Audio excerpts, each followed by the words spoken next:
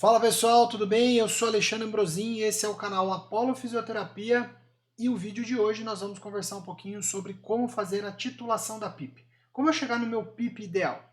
Eu vou mostrar dois métodos bem simples para vocês que você pode fazer lá na beira do leito e escolher a PIP ideal. Essa dúvida surgiu depois que eu fiz um vídeo aqui falando sobre mecânica respiratória e a pessoa me mandou essa dúvida lá no meu Instagram. Então eu te convido também aí a seguir o meu Instagram, o @professor Alexandre Ambrosin, e lá a gente pode trocar ideia de assuntos relacionados à fisioterapia respiratória. Eu também te convido a se inscrever nesse canal, que é o canal Apollo Fisioterapia, curtir os vídeos do canal, esse e os outros vídeos que a gente faz aqui no canal, e aperta o sininho aí que você recebe notificações de que novos vídeos foram lançados aqui no canal Apollo Fisioterapia. Então, no vídeo de hoje nós vamos conversar sobre titulação da PIP. Fica até o final dele para você aprender a fazer a titulação da PIP. Vamos lá?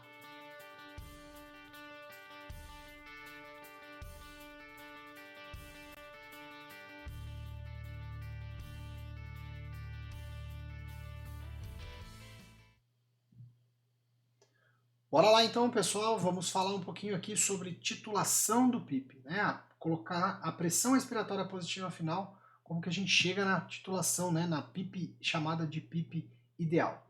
Bom, para nós começarmos aqui o nosso vídeo, eu quero explicar aqui para vocês, né? Falar aqui um pouquinho para vocês, que após a gente recrutar um paciente, após a gente realizar uma conduta com o nosso paciente, a gente deve então deve regular o PIP de uma forma individualizada. Isso é a titulação da PIP.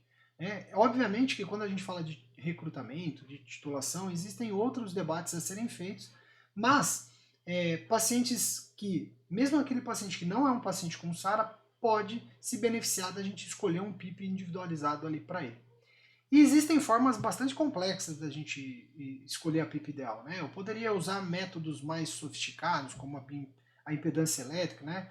E, ou mesmo a tomografia, né? Então, existem métodos que são um pouco mais complicados da gente ter lá no nosso dia a dia à beira-leito. Depende do hospital, você não vai ter isso. Agora, considerando que a PIP é uma variável, né? É uma pressão que ela altera diretamente a mecânica respiratória, uma das formas da gente titular a PIP é justamente olhando para a mecânica respiratória. Como é que a gente faz para medir mecânica pulmonar? A gente lembra aí, né? Nós fizemos um vídeo recentemente falando de medida de mecânica, já fizemos uma live aqui falando de mecânica, e a gente lembra aí que basta eu colocar um volume conhecido, realizar uma pausa de pelo menos 2 segundos ou uma pausa que eu consiga garantir que houve platô, e a partir desse platô eu consigo calcular, por exemplo, a complacência estática. Eu tenho também como calcular a resistência da via aérea. Agora, considerando que o PIP ele interfere diretamente na elasticidade pulmonar, né? Ele altera as propriedades elásticas do pulmão, então ele pode melhorar ou até mesmo piorar a elasticidade pulmonar. Então, vai ser, obviamente, a partir da elasticidade, não da resistência, né, das duas propriedades que a gente acaba aqui avaliando na mecânica respiratória, a gente vai usar a complacência para escolher o PIP ideal. E foi diante quando eu trouxe a medida de complacência, que algumas pessoas me abordaram e falaram assim, mas como é que eu faço para titular a PIP usando tal método? Que são os dois métodos que eu vou mostrar aqui para vocês. Então vamos lá. O primeiro método é o método que a gente pode escolher a PIP ideal, então escolher aqui a PIP ideal por meio de uma técnica chamada de volumes aleatórios. Eu já vou adiantar aqui para vocês que, particularmente, eu acho esse um método mais difícil.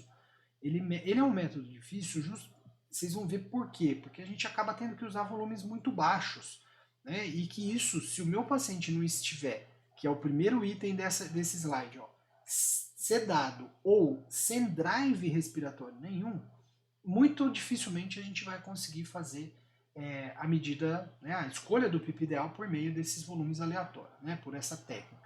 Então o segundo passo é o zerar a PIP. Eu vou tirar totalmente a PIP extrínseca, né, então eu não quero que nenhuma pressão interfira aí na minha medida. Ou seja, se o PIP foi colocado ali para repor capacidade residual funcional, eu vou tirar, vou zerar e ele vai perder totalmente essa reposição aí. E aí, a partir desse zero de PIP, nós vamos usar um volume corrente bem baixinho e nós vamos anotando a pressão de platô. Vocês vão ver que a gente vai anotar a pressão de platô. Mas eu vou pegar esse volume aqui e vou, depois de 3 respirações, eu vou aumentando esse volume. Eu posso aumentar ele até 1000 ml, isso que se orienta a fazer, ou até que o platô chegue a 40 centímetros de água. Então, o que eu faço quando eu coloco esse volume, por exemplo, aí de 50 ml? Eu vou registrar o platô após 3 respirações. Após mais ou menos estabilizar esse volume ali que eu equilibrei ali para aquele paciente, que eu escolhi para aquele paciente. E eu vou registrar o platô a cada 3 respirações e depois, a partir disso, o que eu vou ter? Então eu vou ter os volumes que eu fui colocando e as medidas de platô que eu fui anotando, fui registrando a cada 3 respirações. Portanto, se você... Nós vamos mostrar um exemplo aí num quadro e vocês vão ver que acaba demorando muito também esse método, né? Então, aí eu registro no gráfico o volume e o platô e eu tento identificar um ponto de inflexão inferior. Identificado esse ponto, eu coloco o meu PIP 2 centímetros de água acima desse ponto de inflexão. Então, o que seria um exemplo disso? Olha lá, vejam só. Então, imaginem aqui, então eu pus um exemplo em que, na verdade, a gente tinha aqui, não pus de 50 em 50, né? Eu pus a cada 100 ml, fui supondo aqui volumes a cada 100 ml e supondo pressões de platô. Então, o que eu fiz? Então, eu coloquei 100 ml e anotei a pressão de platô depois de 3 respirações. E é aqui que eu falo que esse método ele pode ser um método que a gente tenha um pouquinho de dificuldade de executar, porque ele demora. Então, demora. Se nós considerarmos que ele fica, que a gente usou aqui 10 volumes, né? Então, eu usei volume de 100, 1, 2, 3, 4, 5, 6, 7, 8, 9, 10 volumes. Se eu usei 3 respirações, esperei 3 respirações, eu vou ter que esperar no mínimo 30 respirações por minuto. Então isso significa que eu vou levar mais de 3 minutos para fazer esse método. Isso se eu não quiser fazer um aumento de 50 50 ml de volume corrente. Mas de qualquer forma, eu vou lá, anoto o platô a cada medida. Então aí eu vou jogar esse valor, né, de 100 ml de volume, 200, 300, e vou plotar ele junto aqui com uma medida de pressão que está aqui no meu eixo Y. Então no meu eixo X eu plotei o volume, no meu eixo Y, que é esse vertical aqui, nós plotamos o volume. Muito bem, nitidamente a gente consegue observar o gráfico e ver que o ponto de inflexão dessa pressão, ela aconteceu aqui, Ele aconteceu aqui em torno do 200, ele muda praticamente, ele estava aqui com uma pressão um pouco mais baixa, um volume, e aí ele muda conforme eu já aumentei aqui, eu já tive outro comportamento dessa pressão de platô. Então, mostrando aí um ponto de inflexão dessa curva. Então, a gente identifica que o ponto de inflexão está mais ou menos aqui, Ele 200 ainda era um ponto, estava abaixo, então o 300 é onde eu tinha um ponto de inflexão e meu platô é em torno de 16. Isso, então, considero que devo ventilar esse paciente com 18 de PIP ideal. Né? E aí, esse 18 de PIP ideal, eu vou colocar o volume corrente que eu quiser ali a partir da modalidade que eu escolher. Esse é um dos métodos, né, que a gente vai, então, volume a volume e observando aí a pressão de platô. O segundo método que eu quero mostrar hoje para vocês é o método que particularmente eu prefiro utilizar, eu acho que é mais, talvez as pessoas aí por aí também usem mais esse método, que é a escolha do PIP ideal a partir da melhor complacência. Então vocês vão ver que ele é um método um pouco mais tranquilo, considerando que eu não vou usar abaixo dos volumes, eu vou usar um volume considerado fixo. Então, mais uma vez, né, um paciente ele tem que estar sedado e sem drive respiratório. A segunda coisa, eu vou escolher lá um volume de 6 ml por quilo de peso para colocar para esse doente aí. E depois, o próximo passo, eu vou, a partir do meu PIP, eu posso usar o PIP incremental ou PIP decremental, isso é importante, né?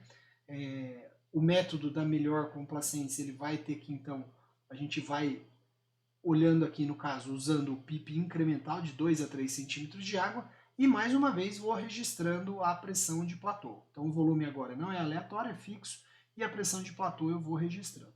Então, considerando que a mecânica ela é o PIP interfere na mecânica, então se eu melhorar o platô, aquele PIP que eu melhoro o platô é o melhor, é o nosso PIP chamado de PIP ideal. Então, se eu tenho platô e tenho volume, eu consigo calcular aí a complacência estática. Então eu vou ter lá uma tabela em que eu vou colocar o PIP e a complacência estática, e a partir dessa eu consigo inclusive construir um gráfico também. Então veja, e mais uma vez eu fixo o PIP acima daquele que eu cheguei como PIP ideal. Então aqui um outro exemplo, olha lá. Então eu tenho lá, eu fui durante um determinado tempo, aumentei o PIP de 3 em 3, fui registrando as pressões de platô com um volume corrente de 400 ml, que era o meu exemplo. E aí se você for fazendo aqui, 400 dividido por 21 menos 3, 400 por 23 menos 6, que são as medidas de complacência, vocês vão ver que essa coluna da nossa direita, aqui, essa terceira coluna, é o que me dá a complacência. E aí eu plotei aqui também para nós a complacência estática e o PIP.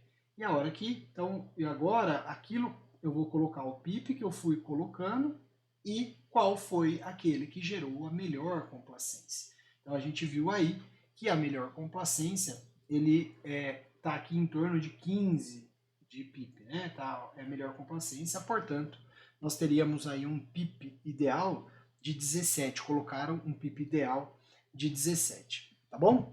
Pessoal, a escolha do PIP ideal é uma das partes, né, do que a gente tem que saber de ventilação mecânica. Eu espero que você tenha gostado desse vídeo, que você tenha aprendido um pouco mais aqui no canal Apollo Fisioterapia. Se você tem alguma dúvida, te convido de novo a me seguir no Instagram, lá no @professor Alexandre Ambrosim, ou então, se você quiser mandar dúvidas para mim aqui mesmo no YouTube, fica à vontade que eu vou tentar responder, tentar fazer um vídeo aí para você aprender mais com o canal Apollo Fisioterapia. Um grande abraço e até o próximo vídeo do canal Apollo Fisioterapia.